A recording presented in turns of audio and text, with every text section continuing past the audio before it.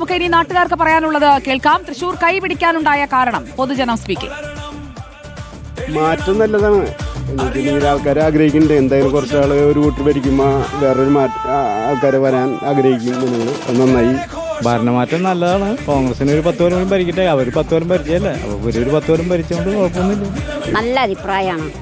ജയിക്കട്ടെ, അല്ല ജയിച്ചു. നല്ല അഭിപ്രായം, നല്ല മേഖലയ്ക്ക് സഞ്ചരിക്കട്ടെ. ഭരണമാറ്റം മാറുമ്പോഴല്ലേ എന്തെങ്കിലുമൊക്കെ നമുക്ക് എന്തൊക്കെ ചെയ്തില്ല എന്നുള്ളത് മനസ്സിലാക്കാൻ പറ്റുള്ളൂ. തുടർ ഭരണം നമ്മൾ അത് പറയാൻ പറ്റില്ല.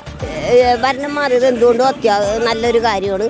ഒരു ചേഞ്ച് അത്യാവശ്യമാണ്. ഭരണമാറ്റം എന്ന് പറഞ്ഞാൽ നല്ലൊരു കാര്യമാണ്. അകന്ത ഒരു പാർട്ടിക്കും പാടില്ല. ഇനി വരുന്ന മെമ്പർമാർ നല്ല രീതിയിൽ ജനങ്ങളെ സ്നേഹിച്ച് നല്ല രീതിയിൽ നടക്കാം.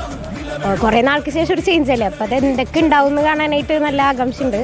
ഈ 10 കൊല്ലം LDF ഭരിച്ചു, അത് അവരുടെ ആ ഗുണം കൊണ്ടാണല്ലോ ഇപ്പോൾ ജനങ്ങളെല്ലാം മാറിക്കുത്തിയത്. ഇത് നല്ല രീതിയിൽ ജനങ്ങളിലേക്ക് ഇറങ്ങി പ്രവർത്തിച്ചാൽ വീണ്ടും ഈ ഭരിക്കുന്നവർക്ക് ഭരണം കിട്ടും.